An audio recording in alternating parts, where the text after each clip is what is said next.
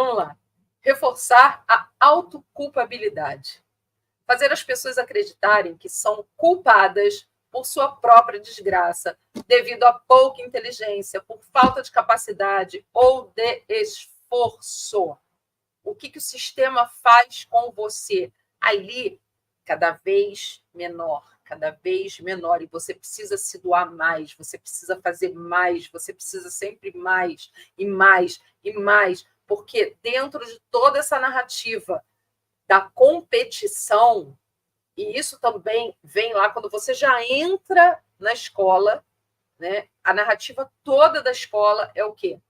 Competir. Você já compete com nota, você já compete com amiguinho na Olimpíada, que é linda para trazer a paz. Tá, e você tira segundo lugar na corrida, você não é bom. Bom é quem tirou em primeiro. O segundo já não está bom. Se você não tira tá 10... Bom. É o primeiro dos últimos já. Você tira 10, você é ótimo. Se você tirou 8 na prova, nossa, você já é um aluno mediano do 8, 7. Faz a prova de novo no dia seguinte. O que tirou 10 já não vai tirar mais 10, vai tirar 8, 7. Aí o que tirou 8, 7 vai tirar 10. Gente, não existe isso. Então, assim, é tudo ilusório. E essa questão da culpa, ela é muito reforçada, principalmente quando a gente fala de controle dentro do nosso coletivo, é justamente no âmbito do trabalho, no âmbito familiar, né? Ali você já vê, a coisa começa dentro de casa, né?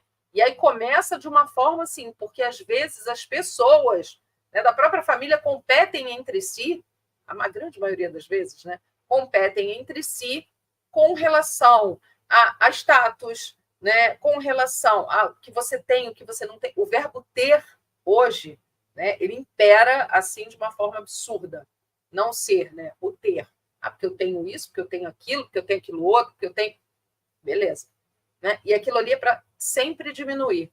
E quando a gente entra no âmbito do trabalho, é a mesma coisa. Só que aí, não só a questão do material, mas entra na questão do próprio conhecimento direcionado, porque quando a gente fala de conhecimento, gente, tem um tipo de conhecimento, que é aquele conhecimento que você tem uma ideia geral, né, e você vai se aprofundando em várias áreas, e você tem aquele conhecimento direcionado. Quantos profissionais vocês conhecem hoje que as especificidades das especialidades estão cada vez dominando mais? Você pega um médico hoje, né? Os médicos antigamente, você tinha o clínico geral que você chegava, te examinava do dedão do pé ao fio de cabelo.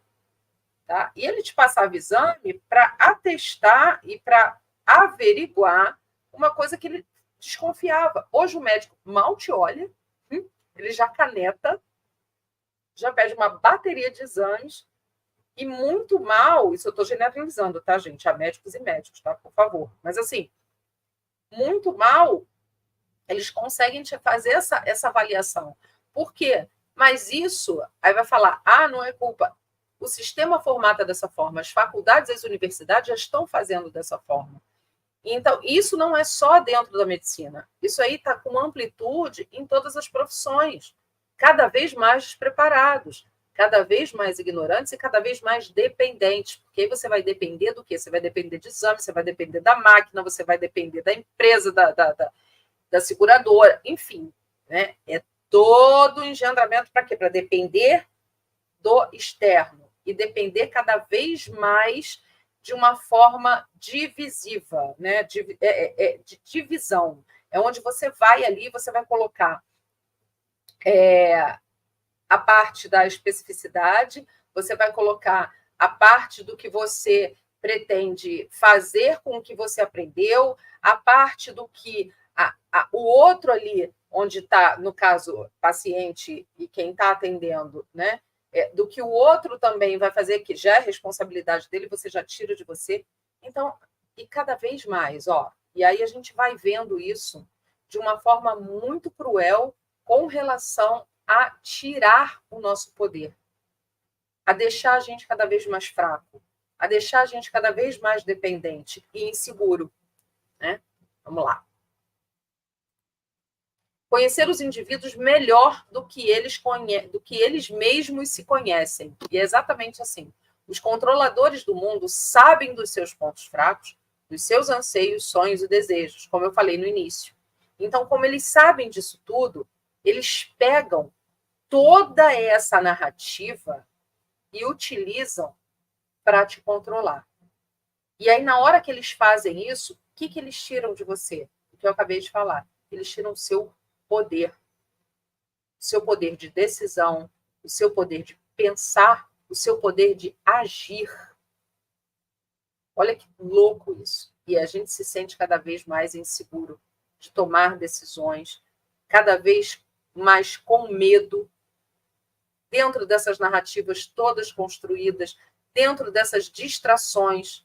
Quantas vezes a gente não se pega pensando, né? Poxa, eu estava vendo, não, porque olha, vai entrar em conflito no mundo ali. Não, porque tem outra coisa que vai entrar, vai acontecer lá do outro lado do mundo, que não sei o quê, que pode fazer. Tá? E que isso vai influenciar na sua vida aqui, no agora, no teu crescimento pessoal. Que tipo de reflexão que a gente faz para a gente ver se aquela informação ela vai ser útil para você para quê nesse momento? Não. Assim como a gente é condicionado, né? E aí aqui a gente entrega a idade, vamos lá. Na minha época, né? Jornal impresso. Nossa, se você não lê jornal, você é uma pessoa que não é culta. Sabe, você tem que ler o jornal. Cara, eu completamente fora da caixa, muitas vezes eu olhava o jornal e falava, gente, só tem desgraça nesse troço. Sabe? Isso me dava uma agonia, uma coisa ou outra ali, tudo bem, edificante, você tinha lá umas crônicas. Cara, para quê? Sabe? Você vai olhar aquilo e vai ler. E aí você lê, e aí? Não, porque aconteceu isso ali, tiroteio não sei aonde, e fulano morreu de não sei o quê, e o outro. Tá. Não, mas você tem que saber Só das desgraça. coisas. Tá. E a pergunta era aquela: quantas vezes eu fiz a pergunta, e o que o meu dia mudou com isso? Além de agora eu estar no nível de estresse, com medo, apavorada de ser na rua, né? Escorrendo sangue pelo jornal, mas e aí, né? E o que acrescenta para o teu eu? O que acrescenta de crescimento individual, mas é um crescimento individual que é espiritual também. É um crescimento energético, né? É um crescimento que você consegue se fazer autossuficiente, que você não dependa dessas coisas todas externas. Você calculou bem isso, vamos lá. E aí, era aqui mesmo? Não, é porque tá fora de ordem, calma. É aqui. Não, volta, você tirou? Volta. Não tirei nada, só botei mais um aqui. Aí a gente chega num negócio que a gente está falando dos controladores, tá? Quem são esses controladores, afinal de contas, né? Esses seres não físico, não encarnados. Aí a gente puxa um ganchinho dos manuscritos de Nag Hammadi, né? Que eles vão falar de uma força chamada de os arcontes. E aí, esse trecho, gente, eu tirei de um vídeo do Wagner, do canal Mundo Proibido. Recomendo demais, canal parceiro, né? Traz coisa muito legal. Recomendo que vocês deem uma olhada lá. E aí, nesse trechinho, ele diz: esses seres, os arcontes, nos desviam de nossa essência divina, a origem da nossa natureza. Essa força arconte é como um vírus de um computador em um estado de consciência realmente distorcido.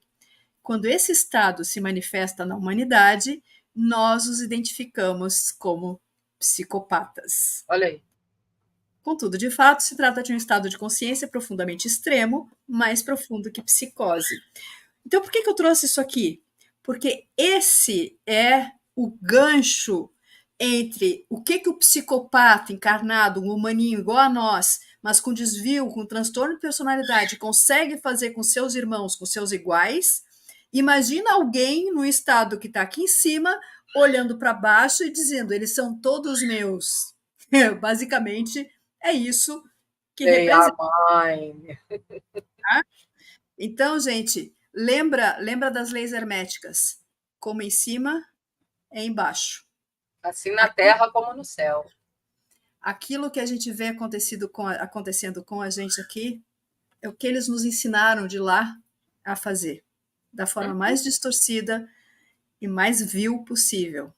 Mas essa é a história da nossa realidade, e muitas aspas nesse realidade, porque a realidade não existe. A gente está numa simulação, tá? E aí Vamos vamos lá, dar uma segue, Jane. introdução maravilhosa, que é o seguinte: arconte.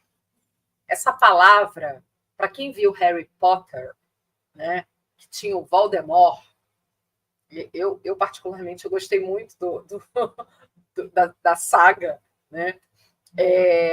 Você tinha esse bruxo que era a personificação do mal, né, dentro da dualidade dos filmes, da narrativa, e muitas vezes as personagens do filme, né, diziam assim: não, porque não se pode nomear, não se pode falar o nome dele, porque senão, né, é inominável. E arconte é um termo que dentro da nossa comunidade, dentro das pesquisas, se você não existe uma vastidão de textos ou de lugares que vocês achem falando sobre a arconte assim de uma forma tão difundida. Por quê? Porque são aqueles seres inomináveis, é aquele negócio que fica, a gente vai mexer ali em casa de marimbondo, mas vamos lá. O que é arconte? Quando a gente pega a própria Wikipedia, e eu coloquei aí, eu fiz questão de colocar, ali vocês vão encontrar justamente o que a Anne trouxe aí, e ó, a gente telepata, tá? Porque não deu tempo de eu colocar esse pedaço do Wagner e você foi e colocou. Isso é ótimo, gente. Então, assim, o arconte no singular seria qualquer um dos seres que foram criados juntamente com o mundo material por uma divindade subordinada chamada o Demiurgo, que seria o criador do mundo em que nós vivemos hoje aqui. Tá? O termo aparece como uma designação para seres sobrenaturais nos escritos judaicos, judeus, cristãos, no neoplatonismo e no gnosticismo, tá, gente? Então, assim, a hora que você pega esse termo e que você vai dar uma olhada na história do gnosticismo, você consegue identificar esses seres como uma criação do demiurgo, tá? Eles estão ali. Então, vamos lá. Entre os arcônticos, ofitas, setianos e nos escritos da biblioteca de Nag Hammadi, os arcontes são definidos como governantes, cada um relacionado a um dos 7 planetas. Eles impedem que as almas deixem o reino material. A conotação política de seu nome reflete a rejeição da matéria, que é definida como falha, que impede os seres humanos a chance de verdadeira salvação.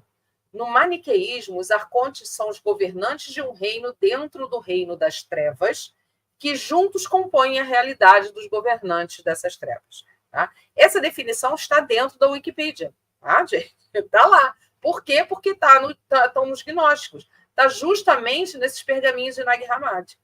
Vamos lá. A gente só vai dar uma introduçãozinha nisso, depois eu vou explicar para vocês por quê. De acordo com os gnósticos, o planeta Terra é um ser consciente, assim como a gente fala. Né? E ali eles enveredam por essa questão do ser consciente, justamente para trazer a história da criação dos arcontes. Quase todos os sistemas gnósticos do tipo sírio-egípcio ensinavam que o universo começou com um Deus original e incognoscível, referido como o Pai ou Baitos, ou como a mônada por monôimos. A parte deste início unitário inicial do né, que emanava espontaneamente mais aéons, sendo pares de seres progressivamente menores em sequência. Tá? Essa parte da criação é um pouquinho complicada e a gente vai destrinchar isso até melhor com especificidade dentro do proibidão. Tá? Juntamente com a fonte de onde emanam, eles formam o pleroma, ou plenitude de Deus, e assim não devem ser vistos como distintos do divino, mas abstrações simbólicas da natureza divina. Quando a gente fala, deixa eu falar um pouquinho para vocês. Quando a gente fala dessa criação arconte, né, e a gente sobe um pouquinho para simplificar com relação ao demiurgo, que é demiurgo? Que tipo de intitulação, que tipo de nomeação é essa? O demiurgo seria o Deus criador do mundo físico, também podendo ser conhecido pelo nome de Samael, do próprio demiurgo, Javé, Enlil, Alá, tem tantas outras denominações, tá? Então, seria o criador do mundo físico, que se a gente for levar um pouquinho mais adiante, da Matrix maravilhosa que a gente vive aqui, dessa simulação. Vamos lá. As energias negativas emitidas pelas multidões humanas funcionam literalmente como alimento para a manutenção da vida e saúde desses arcontes, sendo fundamentais, inclusive, para a procriação da espécie. É para obter tais energias em quantidade suficiente, capaz de suprir suas necessidades vitais, que os arcontes têm interesse em promover todo tipo de horror na humanidade, incluindo, entre as atrocidades, o fomento de mega conflitos, né, e dos conflitos mundiais. Por quê, gente? Vamos lá. Quando a gente fala de raça adâmica, quando a gente fala de energia crística, a gente está falando de um equilíbrio de mônada, né? Quando você tem a divisibilidade, o processo da divisibilidade da mônada, onde você tem o equilíbrio do yin e yang, onde você tem a energia fractal, né? Onde tem o masculino e o feminino. Dentro dessa explicação, falando muito rápido para vocês, que a gente fala do pleroma, você tem uma parte dos éons, que estão ali dentro do pleroma, né? Que é uma energia da criação, e aí você tem a parte feminina e a parte masculina auto-intituladas como Sofia e Cristo, que é a energia crística. Né? E por aí, o que acontece quando você junta essa energia, né, de mônada, de criação, você tem a completude. Mas dentro dessa história, que é uma história mítica, existe era uma vez a Sofia, né, que se envaideceu, a gente vai colocar assim, ela se maravilhou, é melhor a palavra, com toda essa capacidade de criar, e ela me cria o demiurgo em si sem a energia crística, sem a energia do Cristo. Então, quando a gente fala do demiurgo e a gente fala do arconte, né, que aí o demiurgo instantaneamente ele cria o arconte. Então, quando a gente fala desses seres, a gente fala de seres, segundo essa análise da gnose, sem centelha crística, sem centelha divina. E aí faz um certo sentido falar que eles obtêm a energia de seres adâmicos, né? Seja essa energia através da luz ou através das sombras, através da geração de alegria ou através da geração do medo. Eles se alimentam literalmente da nossa energia, né? Porque eles não produzem, eles não são capazes de produzir essa energia, né? E de armazenar também aquilo que a gente chama da energia, tão falada da energia vril, né? Então, essa energia vital, essa energia crística, centelha, eles não teriam, de acordo com a gnose.